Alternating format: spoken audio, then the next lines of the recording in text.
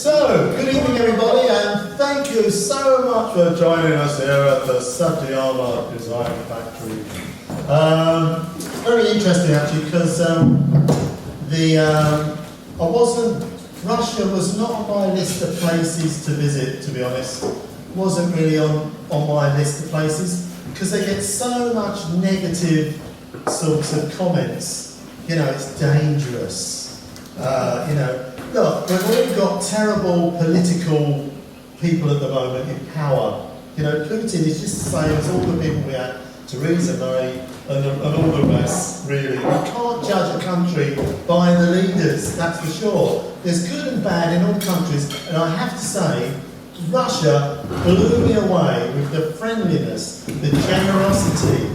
Not once did I feel threatened, not once did anybody shout at us for being English or anything. People were fantastic, really good. So anyway, let's move on. But why is it an adventure? Sorry? Say that again? It's very safe state, nice state. Yeah. And was it an adventure? It was definitely an adventure, that's for sure. Sure. And is my mouse going to work? I can't wait. Okay, here we go. So, started in Hastings, went to London, and then we decided to stop. Had I gone on my own, I probably would have gone all the way through to Vladivostok, probably stayed in Moscow, because my dear friend Alex, I didn't force him to come, but he wanted to do it anyway, it's on his list of things. It meant we stopped off, and he's a real adventurer, this guy. So we've got Alex. He's a big risk taker. If things go wrong, he prefers it. You miss the train and you're stuck in the snow, you know, freezing to death at -15. For him, that makes the trip. You know, for me, oh hi Alex, by the way, you're watching this at home when I get back. And I can also credit Alex a lot of the photographs. He did some brilliant photographs. You know, there's some of mine, some of his. So, you know, I like to get things really sorted and nail it down. And to organise the trip was pretty tricky. It was a bit daunting at first. So we stopped in Minsk, and then we went on to Kursk, which was quite a long journey. So Moscow, Kursk, then on to Vladivostok, then Vladivostok by boat to Dongai, South Korea. Then from Dongai to Sakya Nato in Japan, and then a bus from there, night bus, from Yanago to Shinjuku Central Station, where Hiromi was there to meet me, which was lovely. That was really good. So, how long was the total journey? well, we took about 5 weeks, but if you did it non-stop, which I don't really recommend, you could probably do it in a couple of weeks, I reckon, yeah? Maybe even less, yeah? So anyway, moving onwards. Complicated. You've got to get a visa for Russia. You've got because we're stopping in Belarus, we needed a visa for Belarus. As we're in Hastings, it meant we had to go to London to get them, yeah? Now there's companies out there that get your visas, they book the trains, and it's stupidly expensive, twice the cost. There's also tourist trains, which are horrendously expensive. You'll get the caviar and the vodka and everything, the champagne, but you're not going to meet anybody. You're only going to meet other tourists. So don't get the tourist train, really. So I wanted to book it all myself, because I'm a bit of an intrepid traveller. I don't like to really use agents or anything particularly. I like to choose where I'll do, what train I get, whatever. So I did look actually at the website for the Russian train, and I was very tempted to book it myself online, but as a lot of it was in Russian, and then some of it was in English, I felt a bit worried if things went wrong, because we're shelling out a few £1,000, you know, for tickets. And I didn't want to go through one of the agents because they really put a lot on top. So I had a great idea, a brainwave. I'll go to the Russian tourist office in London.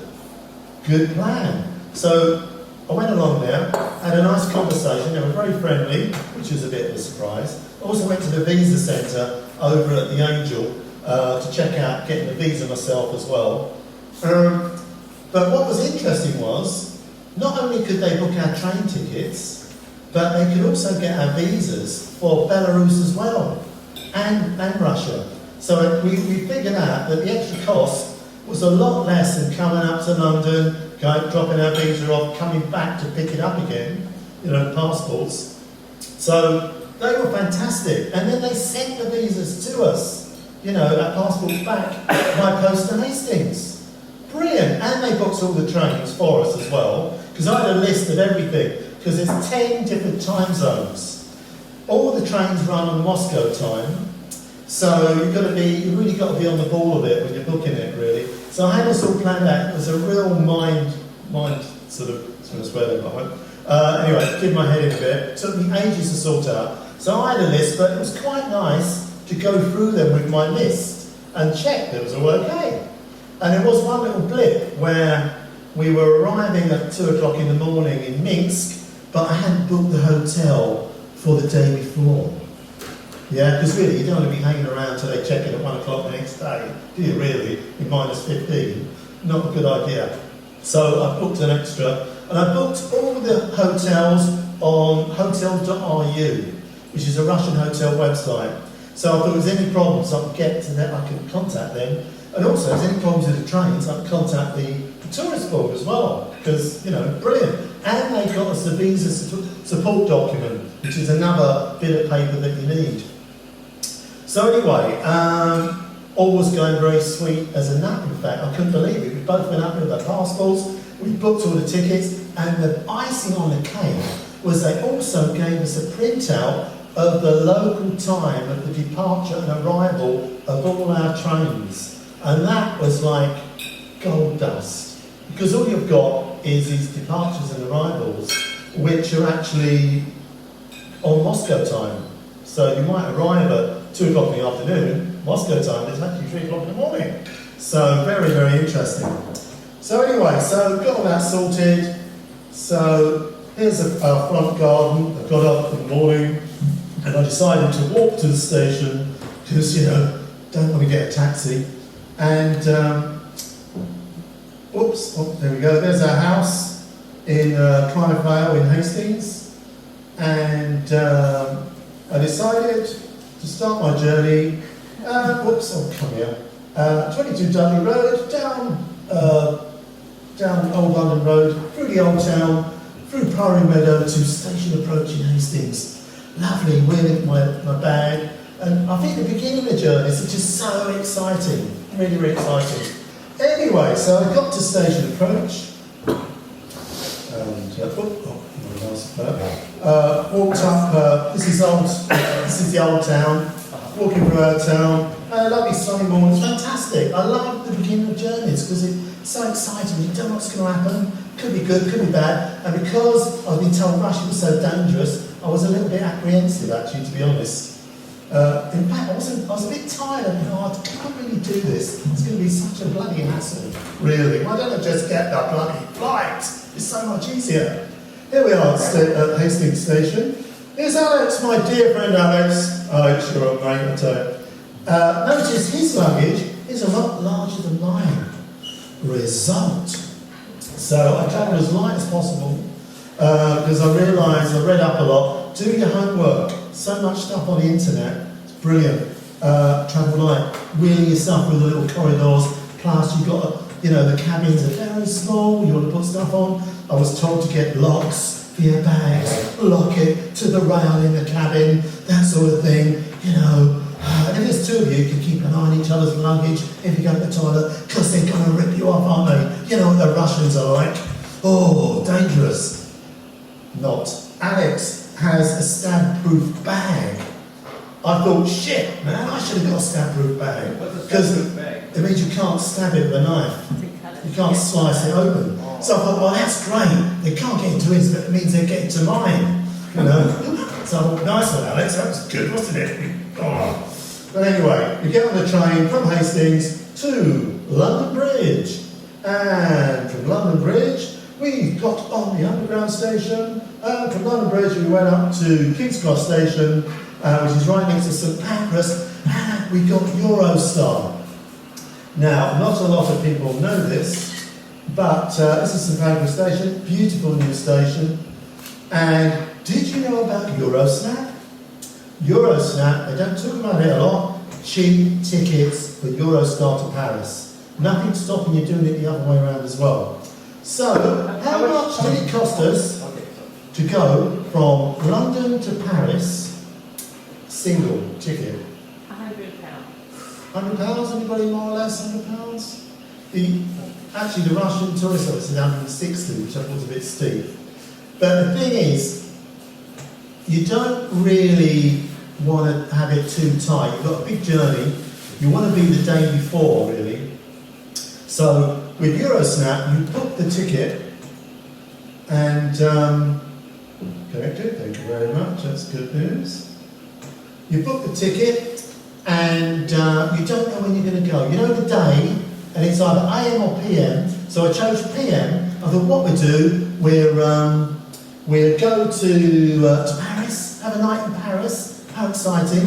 And then we've got the whole day in Paris. And we get the train in the evening. Yeah, wicked. So £50 for 2 people. Wow, 2 people, which is, I'll just do a little conversion now. 3,500 yen. 3,500 yen. For 2 people. Each. Each, that's right, yeah, each, which is pretty good, yeah. So it meant booked a hotel in Paris for the night, near the station as well. So, you know, it's all well sorted. And they tell you 2 days before we were getting the 6 o'clock train on a Friday night. Brilliant. Otherwise, it would cost us a fortune. Plus, we've got to get from Hastings to London to get the train, which is a bit of a hassle. So, anyway, the result. And funny enough, the most nerve-wracking was the train to London, because I knew we had to get Eurostar, and then Eurostar to Paris was a bit nerve-wracking, because, you know, there's a lot of trouble sometimes with the trains, and we had enough time that if the train was screwed or something, or travelling in a tunnel, we could go by boat, you know, get a boat over, you know, more excitement. Alex would have loved that. You know, me, I just like it all to go according to plan. So, here we are at Garden Hall. Result. We made it to Garden Hall, and very pleasant indeed. There we are, not far from Garden Hall Station, and not far from Gare de l'Est, which is over there. Result. Very nice little hotel. Bit of a dodgy old part of town. The guy said, be careful out there, it's dangerous. Yeah, well, all right, okay. It is, around the station area, it's a bit dodgy, but we didn't have any problem. So, Paris, wonderful city. I love the place, I really do. Paris, Alex is an interesting guy. He's very, very active. He's reactive, I'm not so active. He wanted to do a half marathon in each of the cities that we went to. And he did. So I had a bit of an early night. He went off and ran around Paris doing a half marathon. Unbelievable. What is he like? So good on you, Alex. There he is. He got the triumph. Me, I'm fast asleep, you know. Here we are in the little hotel. Only 50 quid a night. Very nice little patio out the back there. Very pleasant little place. And here we had breakfast in a cafe across the road, orange juice, lovely French coffee and croissants. What a great start to the trip. Enjoy the journey, really, is what it's about. We went to the Pompidou Centre, which I love. It was a really interesting exhibition, which you guys would have loved. Yes! Digital technologies have dramatically changed design of the way we products. It was all about 3D art and design. It was absolutely mind-blowing stuff. Really, really fun.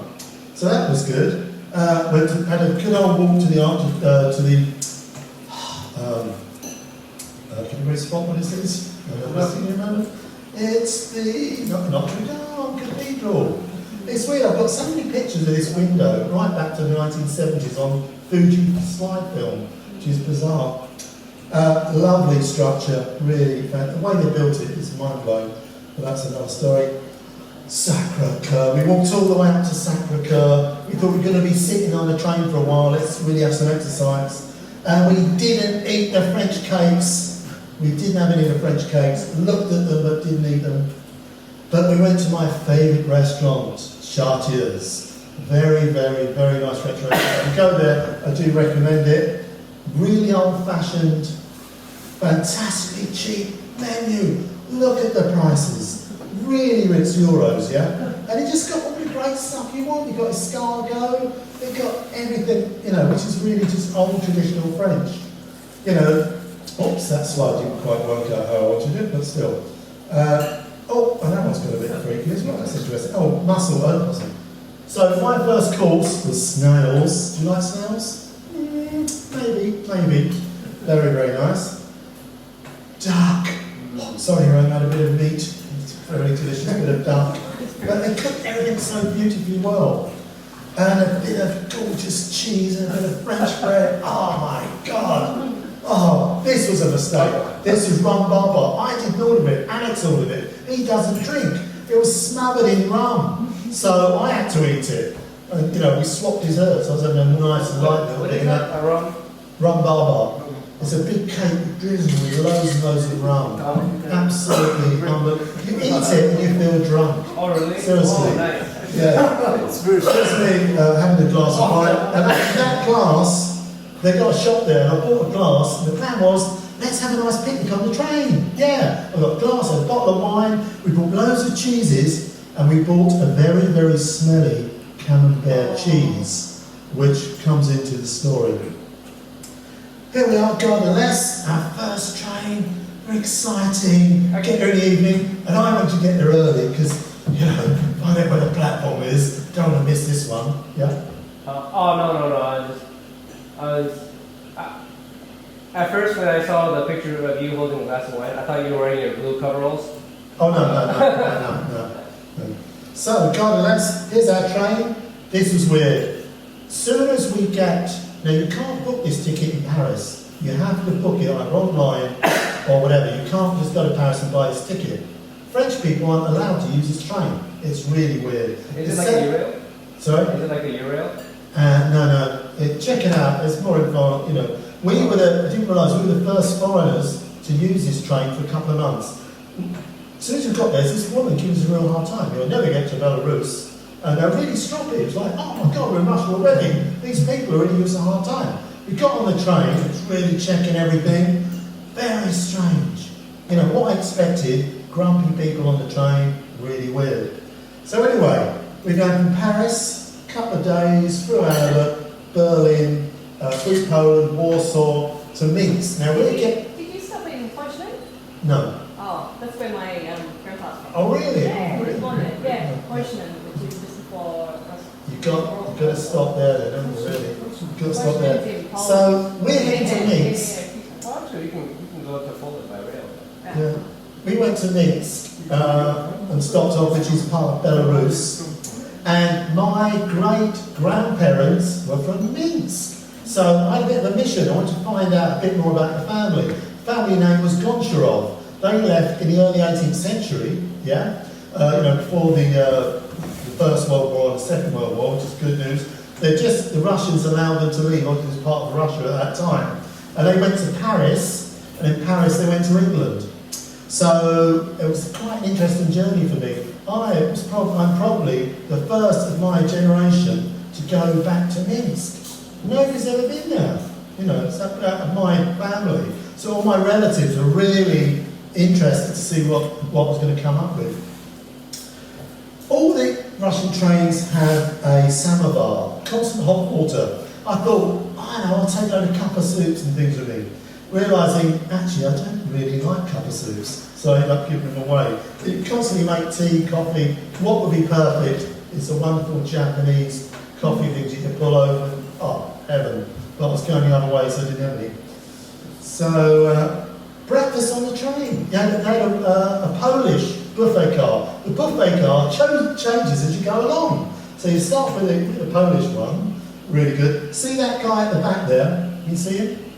His name was Andy, and he was the only other foreigner on the train. He was travelling first class. We were second class. He was travelling first class. And he said, oh, come and visit us. And I said, oh, great, thanks very much, we'll do that. We'll see you later. So we went to visit him in his first class compartment. Very nice Polish one, buffet car, not expensive, very, very reasonable prices. It was really good. Here we are having a good old drink in first class. Hi there. Here we are in the first class compartment, I think. Oh no, that's still in the buffet car. Sorry, it's in the buffet car. Then we went to his first class compartment. That's when things started to get very, very strange. Okay. Do you recognise this woman? This is Consuelo de Havilland. And you recognise who she's with?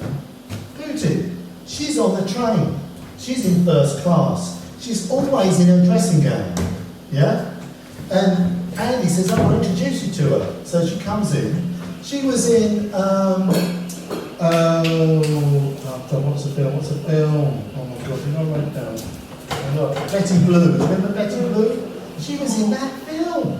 How amazing. She married a Russian guy, a famous actor, and she helped set up the Paris to Moscow train. And she was telling us that when we get to the border, we're going to have a real hard time. We may not even get through the checkpoint in Belarus. So we're thinking, wow, this is all very mysterious. Suddenly it all got very mysterious. She told Andy after we'd gone that we would definitely be followed by the secret police when we arrived. Weird. We didn't know this. Andy emailed me weeks ahead, you know. So anyway, very interesting woman. What was really funny was when you go to get into Belarus, the track is different. They have to lift all the carriages up, and They changed the wheels? and they changed the bogies. They're called the bogies. They changed them. Now, what was funny? We are now in first class, so we're on another bit of the train, which has been separated from where we normally are. And on the other train, our guard, each train has a guard, each section has a guard who looks after you, make sure it's okay. He sees us on the other bit of the train. What are you doing over there? We couldn't go back because the buffet car, they're changing it for the Russian buffet car. So it's very, very hilarious, really, really funny. And we turned on the train back up. Now we thought that hopefully nobody else would be in our cabin. We thought, me and Alex, because there was nobody else in the cabin with us. So we thought, we're so, just the two of us. And deluxe train, this one, look, really clean toilet, shower. The shower is amazing. Really, really good shower, power shower, on a train. Wow, it was the best. Anyway, tucked up in bed, very cosy, I love that. Look out the window, going for these towns late at night. Really lovely, very cosy. And then, at 2 o'clock in the morning, a Russian couple get on the train. Now, there is a bit of a problem. The cheese that we bought in Paris, the camembert, is very, very smelly. Yeah? Extremely smelly. They probably think it's our feet. So this poor old Russian couple come in, we wake up and go, they don't speak English, we don't speak Russian, and we're like on top bunks, we're sorting everything out, getting nice stuff, making space, smiling, sort of thing. And Alex can't find his phone. He thinks, for some reason, they've stolen his phone. Alex, they have not stolen your phone. They're old Russian people. But you left it somewhere. Have a look in the toilet. You probably left it in the toilet. No, I didn't put it in the toilet. Alex, he went in the toilet. He's got these people going, turning the carriage upside down to find his phone. He left it in the bloody, he left it in the toilet, Alex. He left it in the toilet. So anyway, we're all friends. They did smile at us when we left. They were so pleased to see the back of us because they were going on to Moscow. Yeah, we were getting off at Belarus. We arrived in Minsk at 2 o'clock in the morning. Yeah, nobody's around. There's a taxi. We get in a taxi. We go to the hotel, and they say that Belarus is more Russian than Russia, which is interesting. Nice hotel. People were pretty friendly. I said to the people on the desk after dinner a few days, oh, we really like this hotel. They said, really? they were like really shocked that we liked the place. It was really strange, you know. Really, the breakfast was good, very, very pleasant, not very expensive. I think we paid about 50 quid a night with breakfast for two of us, so pretty good. So, anyway, very Russian, big clock, big screen, lovely old, first sight of old, wonderful Russian churches, and big boulevards and everything. And very interesting, I went to, I wanted to check out my great-grandparents. So, unfortunately, the first thing I discovered that they slaughtered 5,000 Jews in the Second World War in this place called the Pit. Now, what's really weird is, all right, my great-grandparents left, but obviously some people with my DNA were probably in that pit, which was a bit freaky, to be honest. So I did a bit of chanting, actually. So, but it was a really freaky place. You know, you can see these people going down. They've got these sculptures there. Very scary place. Just at the back of the hotel. Anyway, that night, Alex goes for a run. His first mixed half marathon. What is he like? But it's great because he runs around town. Next day, he knows where everything is. Good result. So here's me outside the Jewish Museum. I wanted to get some information on my family. Unfortunately, it was closed. So that was a bit of a downer. But I did find a synagogue. There's a synagogue there. And I went in there and there was a couple of people who spoke a bit of English. They were a bit freaked out, like, who's this guy? Who is he? You know. Of course, I don't speak any Russian or anything. And they're in the kitchen making loads of really nice old Jewish food, which is quite nice. Anyway, I had a lovely chat with them, and one guy spoke some English. And I said, look, I really want to find out what Goncharov means. That was my great-grandparents' family name, yeah? So they said, actually, it was a very common name. It meant potter. So my great-grandparents and their family were potters. They worked with clay. So when I told one of my friends this, they said, oh, any relation to Harry? Harry Potter. Yeah, which looks quite funny. But anyway, so I did see somebody who looks a bit like me, so it could have been a lost relative, possibly. So, interesting. Nice black beer. You'll see that there was a lot of food around, very delicious food. And also, not a lot of activity when you're on the train. 3 days on the train, you're not burning. I put on about 5 or 6 pounds. You'll see I get fatter as the programme goes on.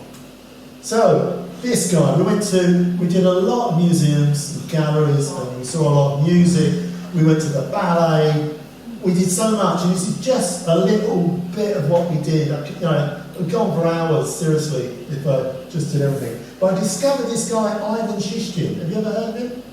He does the most beautiful paintings of forests. Absolutely stunning. And what I realised, actually, these Russians are pretty cool, really. They've got fantastic artists if you ever hear of. You start really getting in touch. And the people in Belarus were very friendly. Everybody was bending over backwards to be nice to us.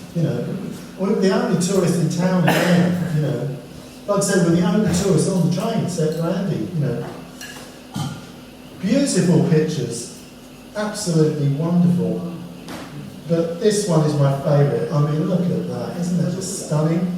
And what I realised, that I was going to get to know silver birch very well. I was going to become an expert on silver birch. I was going to see an awful lot of them. And already, we're not on the Transiberian yet. We're not even got to Moscow yet. We went to Swan Lake. Never been to the ballet before. Only £3.50 to go and see Swan Lake. What's that? It's not 2,500. Yeah, not even that actually. Absolutely amazing. The seats were a bit high up, but it was absolutely wonderful. Really, really fantastic. And we did take a shirt tie with us. Just one shirt and one tie to wear. Travelling really like black pair of trousers. In case, because I did read somewhere that if you don't dress up a little bit, they won't let you in. You go in trainers or something, and shorts. Was there dress code for the ballet?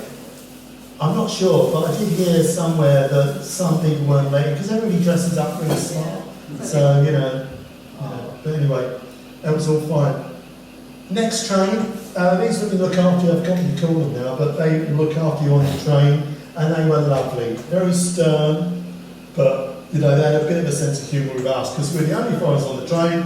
They made sure we got on the train on time, because you stop in places, and you know, if it's half an hour, if you're late, the train will go without you. Yeah? Can you get the next one? Sorry? Can you get the next one? Yeah, day after, 2 days later. They only run on even days. It could be minus 15 or something, and you're there in your dressing gown or something, you know. But anyway, we were at number 9, carriage number 9, and the first thing I did was inspect the samovar. Another lovely samovar, constant hot water. It was fantastic, really good. So another nice little breakfast. Tried the old buffet car out again, and it was very reasonable. It would be said there were no other Russians, very rarely in there, because then we took food. So what you do, It's very nice interior design. Yeah, I was seeing that, yeah. What's that? The interior design is quite nice, a bit all. yeah, they're all different. Yeah. That's 1960s. And I got very excited. Our first bit of snow. Goody. First bit of snow. Freddie, what month did you do? It was March. March. It was Okay. March. That's Yeah, we good. did get snow, but it's Yeah. spring. Yeah. We did get minus 15, and I realised it was lucky because we would have probably died. We Yeah. got lost a few times, and we probably, you know, already put my thermal underwear on in the middle of the Did street. you have like the big jackets and stuff? Not really. I just had layers of stuff, you know, really. But anyway, sorry. This is Belaruski Station in Moscow. We arrived early in the morning, and I forgot to mention, in Minsk, our ticket to Moscow was not valid. We had to buy another ticket. Result that I got it from the tourist board because they would give us a refund. We tried to get a refund back here, a bit of a problem. So we had to buy another ticket in Minsk.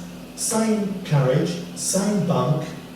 Why was it not valid? I never knew. Oh. I hope to find out at some point in time. But anyway. Probably what? And the thing is, you have to nail it a bit because you need, they want to know hotels, where you stay. If you stay more than 3 days, you have to report to the police and things like that. It's probably similar to in China because they just have like really bizarre regulations. Right. Because Right. there's such a heavy Right, administrative side. yeah. But then and then in China you also have to register with the police. Anyway, this guy, we met this guy, normally we talk to people at stations, but this guy had been living in America, a Russian guy, and he helped us to get to the right desk, and the women were really, but and we got, you know, and he helped us hell of a lot. I thought, wow, we're right in Moscow, we got a friendly guy who's not trying to rip us off, and he's actually getting us to the place and helping us get a refund. Very nice. Moscow, good start. Nobody tried to rip me luggage off, stab Alex's bag, anything like that. So we walked to the hotel, the Sovietsky. If you go, you've got to stay here. It's retro. The bathrooms are got old switches in. The TVs are the old CRT ones, and I'm pretty sure they're bugged because at night they go, "Dah!" You know, like you got a phone call or something. You know, I'm sure they were still bugged. It was really freaky, absolutely amazing. Anyway, for £80 a night for 2 people, with the most amazing breakfast, absolute results. Really, really good. So it's 40 quid each with breakfast and this amazing old hotel. Here's me on the you remember we can do, if you want to go back by train anytime, we can do this. Okay. Here's the train, the underground train. Bit complicated, bit different from London, bit different from Tokyo, all in Russian, but I soon got the hang of it. And very interesting, that line, you know, just follow the colours, really. But what's most wonderful, the most beautiful stations that you've ever seen. Look at that, stunning. You know, most of the stations got off quite amazing stained glass, absolutely amazing. Beautiful stained glass. Absolutely stunning. Really mind-blowing, the underground. So you can spend a whole day going on the underground. Again, we went to another museum, the Pushkin Museum, which is pretty famous. The most amazing collection. Just beautiful paintings. This one was a bit interesting. I had a guide and everything, and they're saying about the guide doesn't mind being dead, actually. Rather be dead than having to live in this horrible world with bombing and everything. that they're worse off than him. Pretty scary picture. Lots of amazing. Oh, that's quite interesting. I've come with a story about this, but you have to check out the pushkin to see what's going on. But very interesting. Some sort of. This I quite like because people all over the world, when the river freezes over, they go and have fun. Let's have a party on the ice. Really good. So a lot of crazy, amazing Russian stuff. This is also a bit of a heavy one as well, a bit of a heavy picture. Something a bit obscure as well, but interesting photographs. And Chagall, who was actually born in Minsk, which is interesting. So that was good. The other thing is, I picked up a bottle of wine in Paris and went around to drinking it on the train because we were told that the border guards are really, really tough in Belarus. So I thought I'd better be straight. So I carried this bottle of wine all the way across Russia, in fact. Russia, fast food, Russian food, fast food place. Really good stuff. They did blinis with ikora. Oh man, so good. Blinis with ikora, like a pancake, loads of ikora in it. They're really into sour cream, big time. Sour cream, lots of it. So here's me, had my first vodka. I only had 3 vodkas the whole trip. Alex doesn't drink, so I didn't really drink much. But very pleasant bar, very friendly people in the bar. Alex does his half marathon in Moscow. Very nice pictures. It's really amazing. Yeah, absolutely amazing. It's an amazing city. Really mind-blowing city. And the next day, we got our Red Rovers. When I was a kid, the most exciting thing was in London. For 3 shillings, you got a Red Rover, you go on any bus for the whole day. So me and my mates my mum used to give us some sandwiches, we'd be off exploring London. So me and Alex were exploring Moscow. Yes. We did do some funny trips where we got this bus and went around in circles, and we realised that we probably wouldn't get back in a bus, so we switched to the underground. But we saw a lot of stuff. Lovely old buses and trams and stuff, And the river was frozen over as well, so it's pretty chilly, Nice little bit of lettering there, take a picture for it. This is the KGB headquarters. Now Alex seemed to think there was a museum in there, so he was knocking on the door. There wasn't a museum there, and they were keeping a bit of an eye on him, and it's quite funny. I thought, Alex, be careful. He loves adventure. He goes where people don't go. You're not supposed to go in there. He wants to go in and have a look around. Says don't take photographs. He wants to take photographs. Alex, this is Russia. Be careful. But anyway, we didn't manage to get imprisoned, so that was good news. So what was interesting was we did a lot of walking there, which was good because we were going to have a long journey. This is an interesting building, like Samsung building. Looks like a phone. Looks like a big Samsung phone. How crazy is that? Amazing. This hotel had a very interesting restaurant, Hotel Yar. So we thought we'd go large one night. It wasn't too expensive.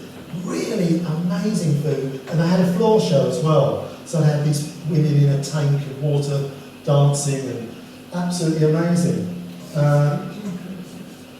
Here's the menu. Very interesting. Didn't have the red caviar. Didn't go too crazy, but. Great shirt and tie goes a long way, and black trousers, we got away with it. It was reasonable. We had this most amazing meal and a floor show for probably about 35 quid each, which is not bad actually, And very, very nice place. I mean, look at that, really grand. You drinking a glass of wine? Yeah, glass of wine, yeah. Oh, Yeah. no, Yeah. I thought you didn't drink. I did drink. This is one of the room top. And it was amazing, absolutely. Really like going back in time to the 40s or something. Absolutely strokes, amazing dance and trapeze acts and everything, But really good. Now, Alex decided we didn't stay together all the time. He wanted to go to the subterranean bunker in Moscow where you're not supposed to take photos. So here we go. And it's 14 stories below ground.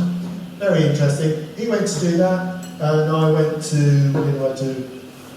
It's interesting. thought it can't be that serious, they're letting tourists go in there, but anyway.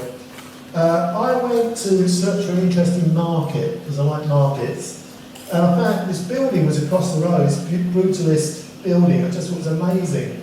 It looks like something out of Star Wars or something like that, absolutely incredible place. This is the actual market, this is a market in Moscow, and inside it's quite interesting, everything very neat, very neat. Ah, caviar, Romy.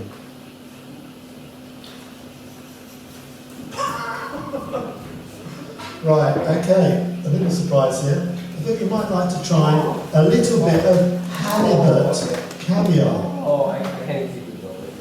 Yeah, halibut. This is halibut. There's all different kinds of caviar. Halibut. Halibut caviar, yeah. Halibut caviar. Thanks for that, Romy. Sorry, I didn't realise you were preparing that. I apologise.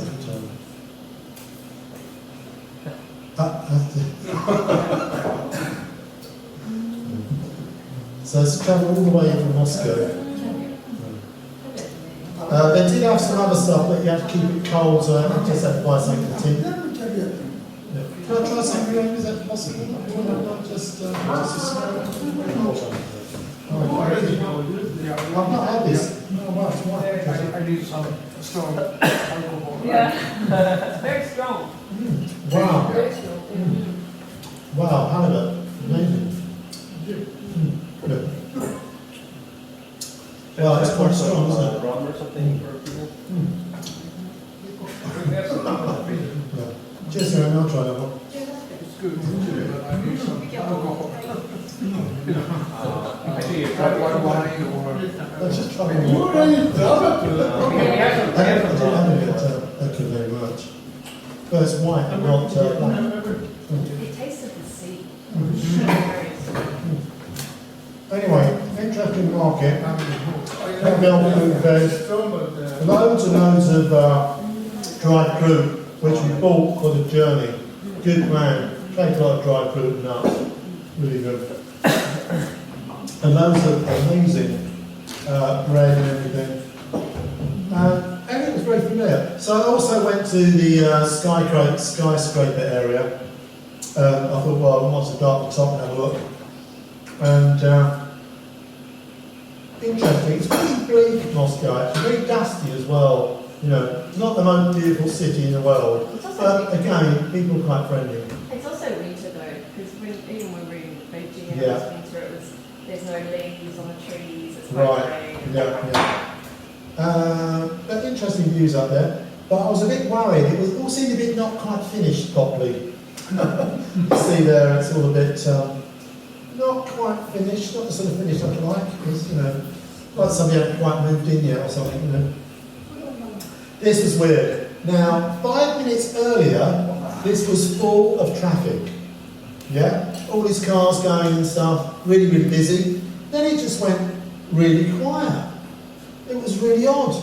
And then these black cars turned into this hotel. It was obviously Putin or somebody. But they just stopped all the traffic in that part of the city. Absolutely strange. That night we went to a sort of country-style restaurant, and that was fun. Really nice food again, and there was a pig running around in the restaurant. I don't know if it was on the menu, but I thought, okay, did it escape from the kitchen or something? Is it pet? I think it's their pet, yeah. I had some very nice herring, which was good. Yeah. And then we got our train in the evening to Irkutsk. And what was really nice was it started to snow. Finally, it started to snow. Really exciting. It's about 11 o'clock at night, and we're really looking forward to sharing the compartments with no strangers. And it really started snowing heavily. Actually, Bernie, can I ask you a question? How much was it for the second class train ticket from Moscow to Irkutsk? Right. Well, I can tell you the whole journey from Hastings all the way to Japan, with hotels and everything, was £1,400, £1,500. Now, I'd reckon it was probably £250 from Paris to Moscow, and then it's probably about 150 quid. It's very cheap. From Moscow. It got cheaper the further you went, actually. You know. 'Cause, yeah, I And think. it doesn't change when you go all the way, it's the same price as breaking your journey. With Lake, I'll wait till we do this, because Yeah. that's where, because Lake Hotel, We should have a Q&A afterwards. Yeah, sure. Okay, so another samovar, very interesting. And another sink, and another toilet, very clever design, always clean. I was worried it's going to be really nasty, but all the toilets were clean. The women who work, they look after everybody else, they clean the toilets, and they never ran out of toilet paper. You know, I had like 2 rolls of toilet paper because I'm reading up, take toilet paper with you, take a stab-proof bag. Everybody's out to rip you off, not at all. Very clean. We start settling into our grunge lifestyle on the train. As you can see, cups everywhere, and tins, and lots of snow outside. Very cosy, very warm as well, really cosy. is that the beginning of the Siberian? That's it, a start from Moscow to Irkutsk. And assortment of stuff, coming further on in Siberia. This mug was good, could fill it up, put the top on, didn't spill it over myself from the samovar. Lots of snow for quite a long time. Snow. And also you start getting a bit disorientated because the time's changing as well gradually. I kept putting my watch forward and things as we went. So it's quite weird. It's almost quite dreamlike. The longest on the train was 3 days. Is that from Moscow to? Yeah, 3 days to get from Moscow. And they do stop occasionally, get off, go to the market. Pretty snowy. Lots of sort of birch trees. Whoops. Oh, breakfast. Yes, thank you very much. A little bit of a kura there on the little omelette thing. Very nice. Really good. And you can see already I'm having a bit of a bad hair day. You can't shave or all you can do is have a little wash.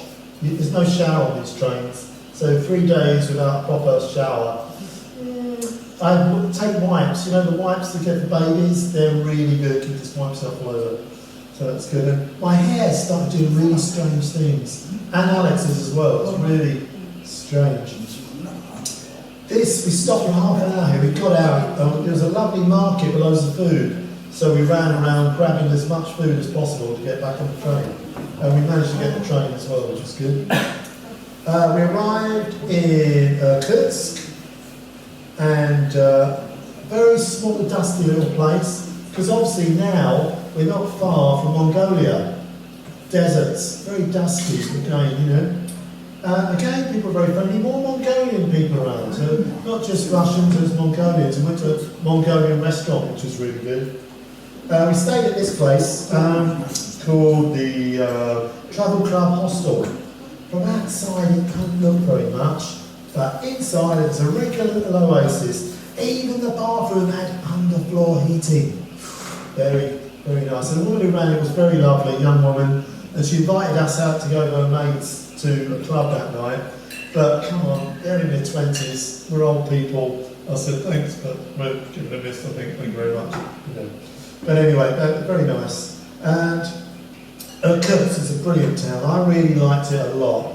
Very, very nice place. And we found a theatre, because we love going to theatre, and we want to see music, we like music, we want to see dance, we want to see people playing the accordion, I see people leaping up in the air dancing and everything. And we found this theatre, and there was something on. I said, Alex, let's go for it. I don't know what it is, let's check it out, it's on tonight. And we did. Also, a few more first of all, old wooden houses, like the Wild West. Really, it's how you imagine the Wild West of these old wooden houses. Absolutely amazing, beautiful old wooden houses. In fact, a lot of people go to Irkutsk just to see these old houses. Very nice, beautiful. And look, this is like Wild West, an old water pump in the middle of the street there. Bits were a bit run down. It was a bit run down in places, but always a little sparkly church. And this, you can see, this is not Japan. Japan, all the cars are nice and clean. Irkutsk, just covered in stuff. What was that? Was that dust? Sorry? Was that dust? Just dust. Off in the Yeah, desert? yeah, and it's been snowing and stuff. There was no snow on the ground here. We've gone through the snowy bit. Anyway, that night was the most amazing entertainment. It was like variety night or something, and it must have been the local music school or something. And they just had so much wonderful music and dance, really high level stuff. And we had the most amazing night there. Absolutely fantastic. So we got to see it all, really. You know, the dance, we had a guy leaping up in the air, and choirs, and accordionists, and that was just absolutely fantastic night. Well, it was probably the best, you know, entertainment night that we came across. I had to have a beer after that in the Mongolian restaurant. Found this lovely black beer which I got a bit addicted to. And then I had to have some soup with some fish in it, of course. And then I had some salmon or something, this sort of pilaf or something. The food there was great, really nice food. And then we took a bus to Lake Baikal. And it's a frozen lake. And you can walk on it. It's amazing. So, this is the deepest freshwater lake in the world. Deepest freshwater lake in the world. Alex did a half marathon across the frozen lake. I was really worried about it. It was gone for a long time. And half marathon across the lake, he nearly died. He nearly fell through the ice at one point. It was really, really close, you know. And I thought, Alex, you know, I won't be very popular in your family if you tell them that you fell through the ice. You know, we'll find you the next year frozen like this in the ice. Because the ice is really clear as well. In fact, here's Alex there taking a picture. I think we have to. This is a little bit of ice. It's so clear, so beautiful. Absolutely amazing. And it's fun on the ice. You can hire buggies, go for a drive on the ice. Look, people playing on the ice. That painting I showed you earlier. It's like England with frozen Thames or Amsterdam. You know, the Amstel having these parties. What a great idea. Look, it snows outside here. We have to set one of these up. Look, just pushing it around. Fantastic. And all these boats just frozen in the ice. Here's me sitting on a giant ice cube. There was like, you know, loads of ice carvings around and things. So it's left over from that. More frozen. Do those boats, they go out like when the ice falls? They do, when the ice goes it does, but they can't do it at the moment. It's a beautiful place. Absolutely stunning. And it's a nice little villagey place with some local ethnic people living there. They look more Mongolian actually. It's quite interesting. Not like, almost like gypsy looking or something like that, with dark, you know, whatever, Kazakhstan or something.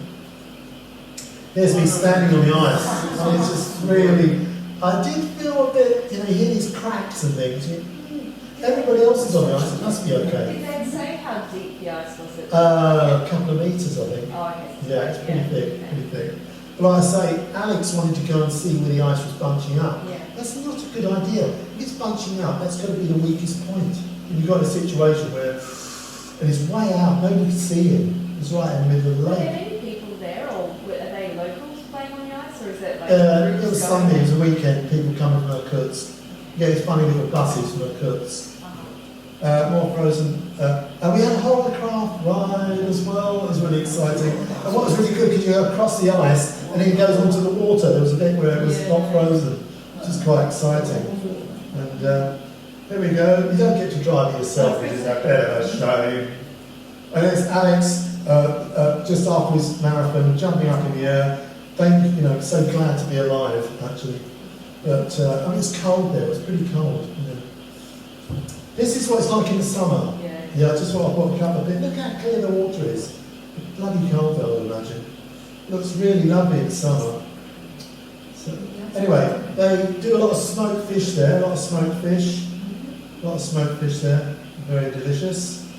And potato latkes. My great-grandparents used to make these. It's like grated potato with sour cream. Absolutely delicious. And there was some, like, you know, anyway, lots of sour cream everywhere. Then we went from Irkutsk to Vladivostok. Quite a long way that was as well. Skirting Mongolia, you know, Gobi Desert and everything. This is another 3.5 days on the train.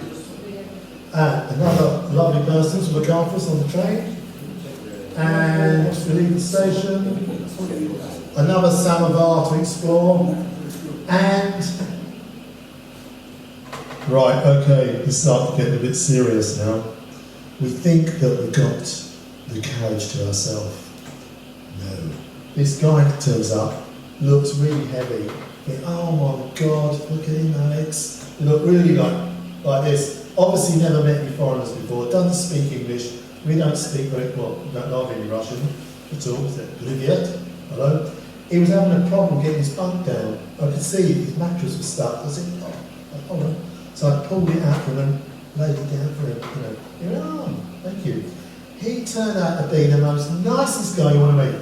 He was retired ex-vet. I think he was a general in the army or something like that. He was such a nice bloke. He sort of settled down.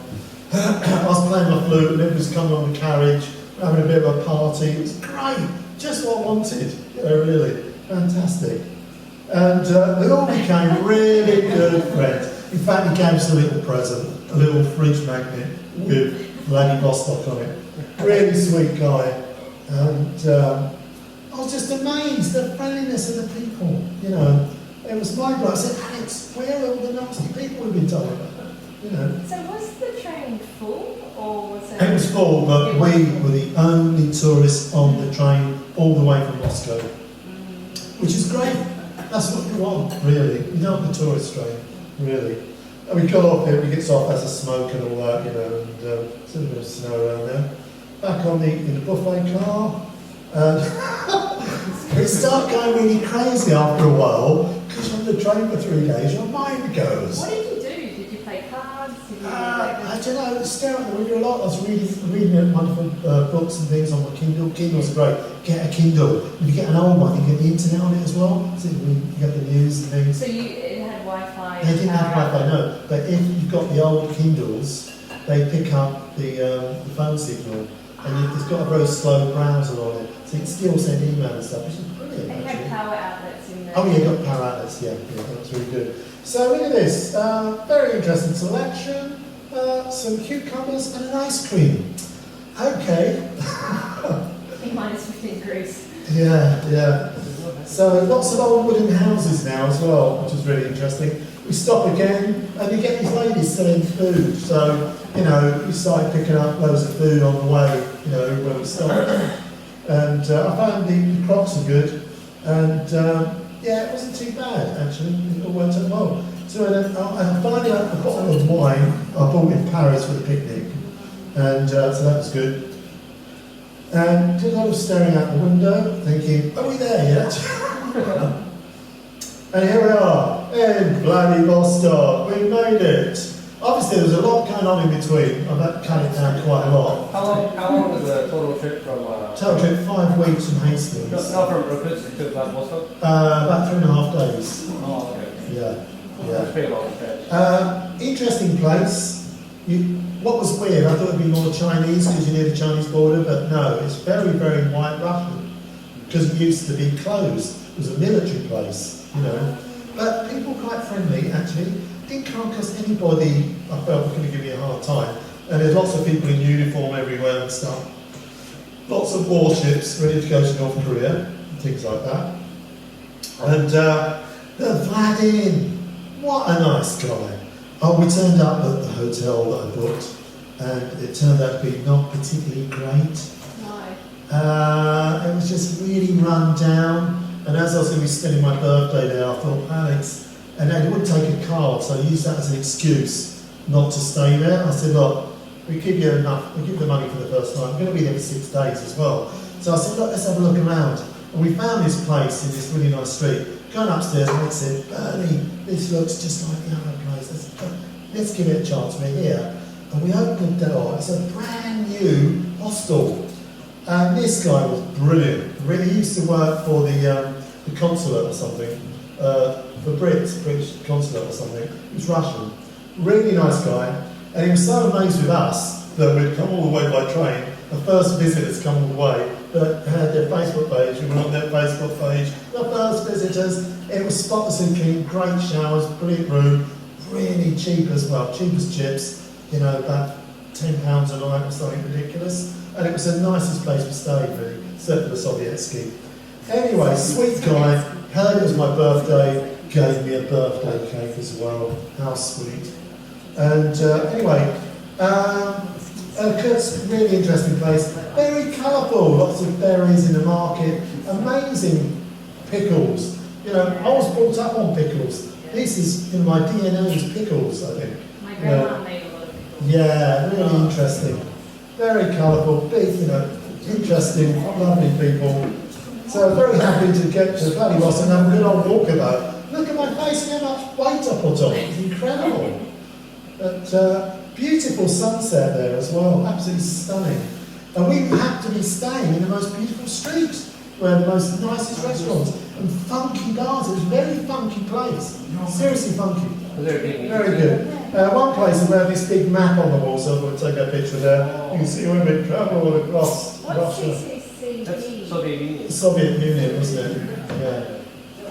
USSR. Yeah. And lovely food. And these people were staying at the hostel. And they are from the Urals. They live up in the mountains. Oh. They're mountain people. You can see they look a bit mountain. She just looked like my mum, you know. And she gave me a present, a little comb and a nut and some nuts from the Urals, which I thought was extremely sweet of them. You know, in fact, I've got the comb. What Yeah. were they doing in Vladivostok? They were visiting some family, I think.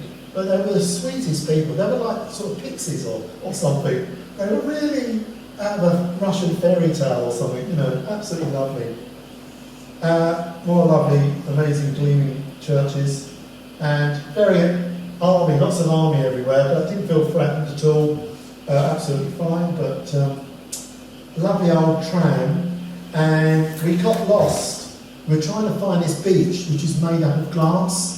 Where they used to chuck all the old bottles out, over the years, the rubbish dump has become the most beautiful glass beach. And we were trying to find it, and we wasn't quite sure. And we asked this woman and her daughter, and they had to speak perfect English. What a result! And they told us how to get there.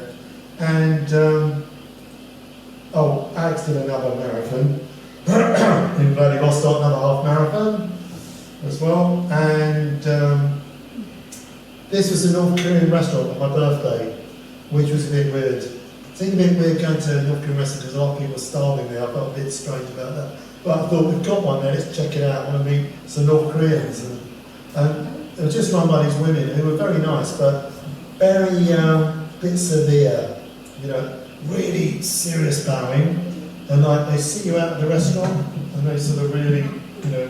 What sort of food was it? It was absolutely delicious food. I mean, it was but their portions were too big. We over bloody ordered, I tell you. Plus, I ate a birthday cake before this as well, so it wasn't doing my diet any good. But then we went to the beach, the glass beach, just made up of glass. Absolutely amazing, beautiful place. And there was this great restaurant there as well. Really nice food, very friendly. And everywhere we went, there was surprised there was English people. You know, we were like, you know, they was absolutely blown away, you know, the foreigners, you know. And I brought a little doll there, which is quite nice for Hirona's mum. So, we see all the bits of glass. Look, we got the best bits and did a photograph of them. Absolutely amazing. Nice picture, Alex. And I collected all the green ones. But it's funny having a beach that's made of glass, really weird. And it was a lovely sunny day. I actually got a bit sunburned. It was all warm and nice because we're getting nearer to Japan and things, and you know, whatever. Alex is crazy. He went for a swim and they said, don't stay more than 30 seconds because you'll die. And he said, "Do you go in early?" I said, "No, one of us needs to be here to call for the ambulance." But he did it anyway, but it was pretty cold, pretty cold. But we did find a banya. We found a banya. We didn't quite know what to do, but we put the little funny hats on. We might be on bed. And we whipped each other with the leaves and things. It's pretty hot, and that was pretty good fun actually. It was good.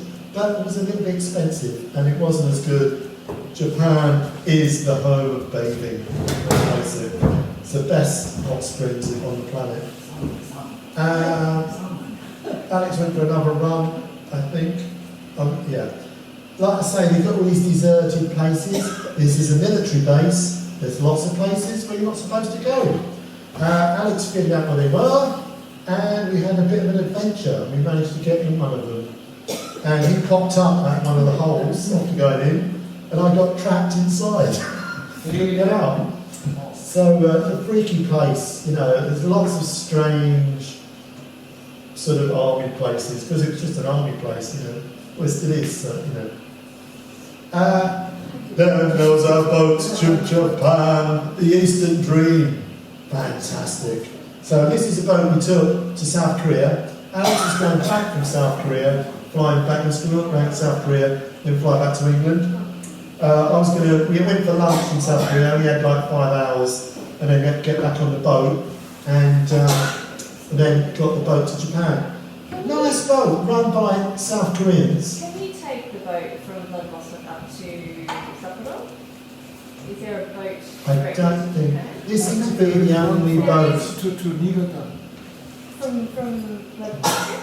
To Niigata. It used to be. Used to be. I did check all this out. Yeah. I really wanted to arrive in Yokohama, would have been my dream. But it weren't going to happen, really. Because I remember ages ago when we were talking about the trip that you could get from Vladivostok across to Hokkaido. maybe it was a local ferry or something. Yeah, there is a ferry from Vladivostok to one of the outer islands, like near That's what it Hokkaido, was, yeah. and from there there's another ferry. Right. Yeah. But anyway, the people on the boat, running the boat south, they were delightful. They did everything. They were there when you got on, they were in the bar serving you, they were serving you breakfast. It was like unbelievable, these guys, and I'm really happy actually. And they were in the band as well, they had a band, a disco.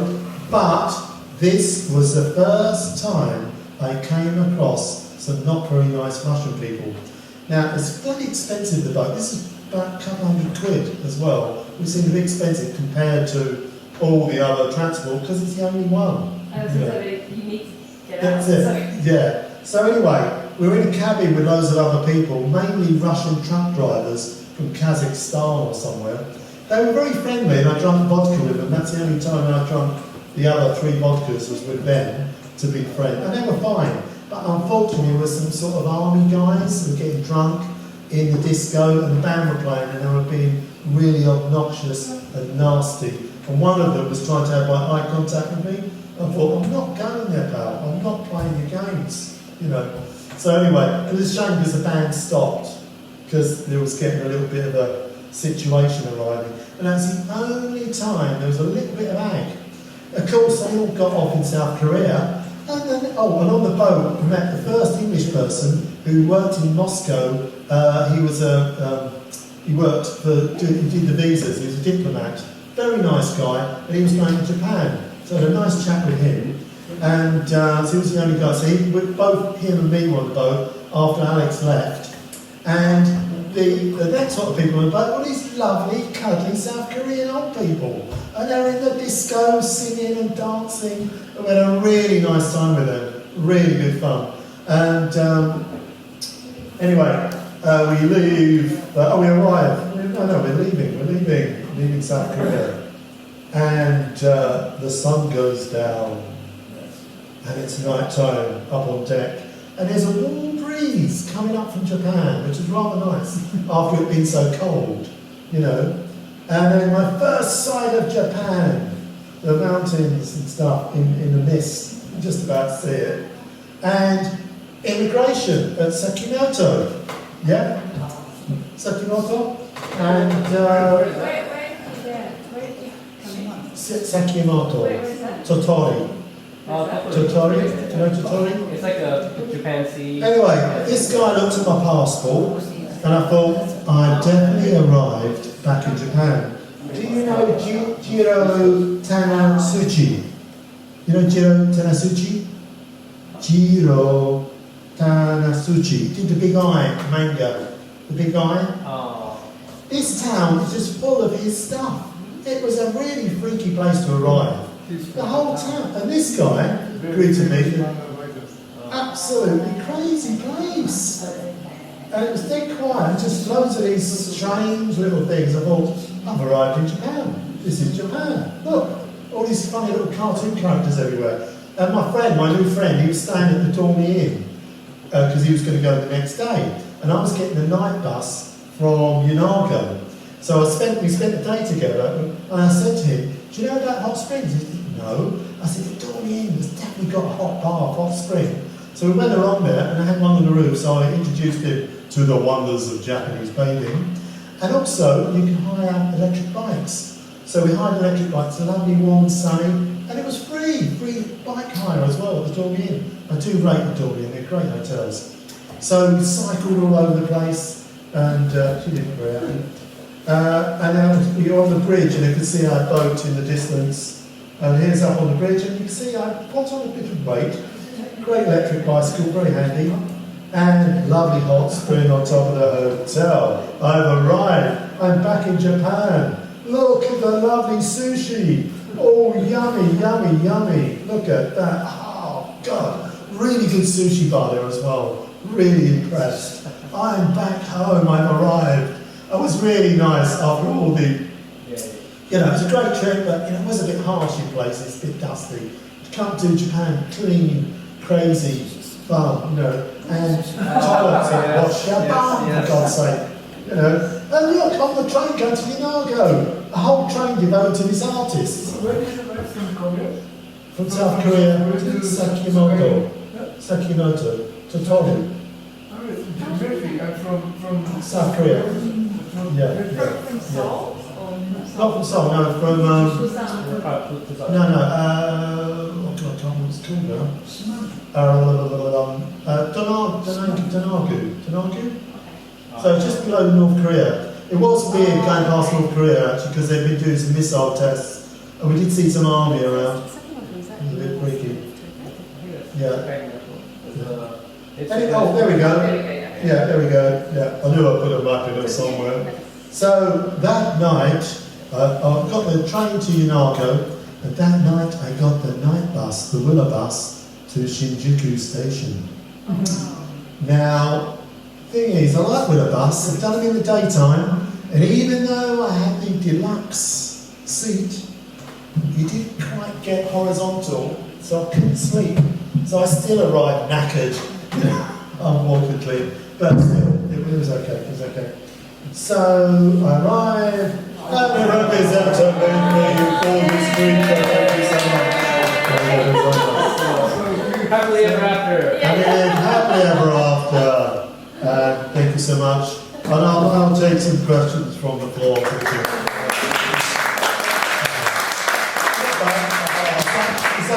Exactly an hour. Isn't that amazing? It's really good. So, any questions? Anything at all? Prices, people?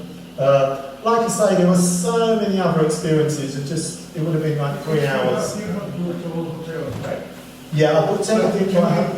Can you travel without booking, or you can change? Well, I would have preferred to have done that, but unfortunately, it's a bit tricky because they like to know where you are, what time, and in a way, you know, for instance, we did book the place in Irkutsk, but we went and stayed a night by the beach, and we still paid her for that night anyway. Is that because when you have the visa, you need to show where you're staying every? That's right. But what was interesting, we were actually in Russia illegally. They checked us at the border in Belarus, and then there's no border into Russia. So it could have been very tricky for us to leave Russia. It could have been a problem. But lucky enough, the Vlad he used to work, he got it all sorted out. He said, Bernie, you're so lucky you came here, because they would have given you a real trouble. He's got no stamp, he's got no entry stamp. But we're organised that, check it all out. So we had all our documents all sorted for when we left. So that worked out quite well. So, if you go by land, did you have to go through like standard customs where they check your baggage? At Belarus, right? Yeah. Not Oh, actually, on the train, these guys get on. They weren't that bad. I know they're going to be really bad. Oh. And they said, don't smile at them. Don't smile. Someone said, don't smile. This is serious. You know? So that was okay. No, did they check your bags though in They case didn't you? search our bags, no, but they did search some of the. Actually, the Russian couple, poor people, they had their bad search, and we didn't have our search. Okay. And they probably didn't stay around very long because the smell of the cheese, so they didn't stick around very much. They do that from Switzerland into Italy, where because you can take the train across and they'll stop you. And I was in the toilet when we went across the border, Right. and they're banging on the door. I'm like, oh, they're not there. And they're like, wait. Right, Because that's the way that they check them. Any question? No, I would bring your hand up then. I have, but are you planning to do this again? I'm gonna definitely gonna go back through China, and hopefully Romy might come with me through China, and going through Russia. But I want to go through the stans, Kazakhstan, and all that, and then go back into Russia, and then up down through Finland, and then end up in Holland and come back by boat from Hook of Holland to Harwich, and then a train to London and go that way. It'll be quite exciting. Can you show me again the map of the whole region? Oh, what, on the big map? Transiberian. Oh, I'll have to. Trek to base camp. He lived in Moscow for about 2 years. And he did the jump in the water where you jump in. You know that The polar bear? is that what it is? I think All the that- Russians jumping in the water and then they... It's like it's like I think in Siberia. Yeah, he did that. Oh, really? He loved it. He said that. I think it'd be interesting to go to Poland. Yeah. Well,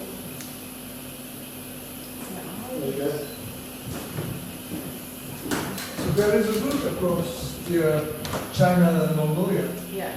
Yeah, Is it possible to do it? yeah. Oh, very much so. You can Yeah. take it from Beijing. You can Yeah. take a train from Beijing, which goes up to Ulaanbaatar, Irkutsk, and then across Yeah. to St. Petersburg. Also, it's cheaper apparently going the other way. More expensive coming from yeah. Europe. That makes sense. I mean, I feel confident now. I could probably book the tickets online. Did you? There's a site. Was it 66 seat or something? Yeah. Yeah. What's that like? Actually, it's okay for some information, but it encourages you to book through an agency, and they're really expensive. Yeah. Travel Russia. Yeah. Best thing to do, if there's a Russian tourist office in Tokyo, get them to do it.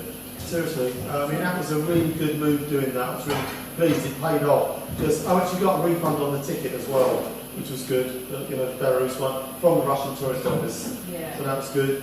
And the hotels all worked out sweet as well. That all worked out well. That was good. And, but I mean, I'm so glad I did it because I've been talking about it for years. But very safe place, very very safe. Yeah, really. No problem whatsoever. Did you go down to Lhasa or to Singapore? No, just Not this time, no. not this time. No. But you can see like Dongai, South Korea, and then the green line is the boat. Yeah. So there is one that goes from Tokyo to Shanghai. That could be fun. Tokyo, Shanghai, and then Yeah. up through. Why are they big in this map? Sorry. You didn't go to Lhasa, Singapore? No, we went along the top. Yeah. So we went Moscow, Novosibirsk, down to Kings. Yeah. Why is it written? No, that's Transiberian. I think it was. Sorry. Why this route is written in this map? This is just showing you all the Transiberian Railway and connecting train routes. I see. Yeah. Hey, Bernie, did you take the Transiberian or the Baikal on our main line? Yeah. The Transiberian? Transiberian, I believe. By car. Yeah. 'Cause we're okay, so yeah, because we're actually planning the Baikal from our main line. The Transiberian looks better based on your pictures. So. Yeah. I think what it does is it goes over the top of Transiberian. Yeah. Goes over.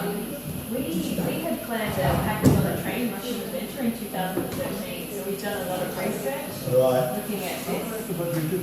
We didn't do it. No, we didn't have a chance to do it. Yeah. I backed out because I'm just like, oh yeah, I can't. I'll tell you what, I would definitely do it. Okay. You know, I think we're gonna do it. We have to line up some projects probably in Like Baikal. yeah. That looks good. I'll tell you what, if you want information on the places I stayed, I mean, the Irkutsk was a really lovely little hostel. Yeah. Really, really nice. nice and local as well, you know. You had plans. It sounds really nice. And the Sovietsky, you know, you've got to do it, really. I mean, you're probably like me, you don't stay in flash hotels and anywhere in the world, but the Sovietsky is like really old school, you know. I'm not sure how much time we spend in Moscow. I think for Liz was saying we might plan a retreat. I think it was like And then when they start to and that was a kind of Bible for the youth of the generation. Driving. Not driving, no. Because that's like Cold War era. Okay, at the hotel, you know, in Vladivostok, on their Facebook page, the guest house we stayed, they had a couple of cyclists who'd arrived and they were cycling to Spain, across Russia. That'd be amazing. Cycling across Spain. Yeah. This is the, Extraordinary. there was a traveller, world traveller went. So, cue the music. It's a bit strong, this caveat stuff. At that moment, flight was cheaper. So I remember, so one day I'm going to do this. Yeah. I missed it. I really, I want to get to X and Lake Baikal and Mongolia. And then and then At that time, the China was impossible. It was just completely closed. But now that I think it must be much more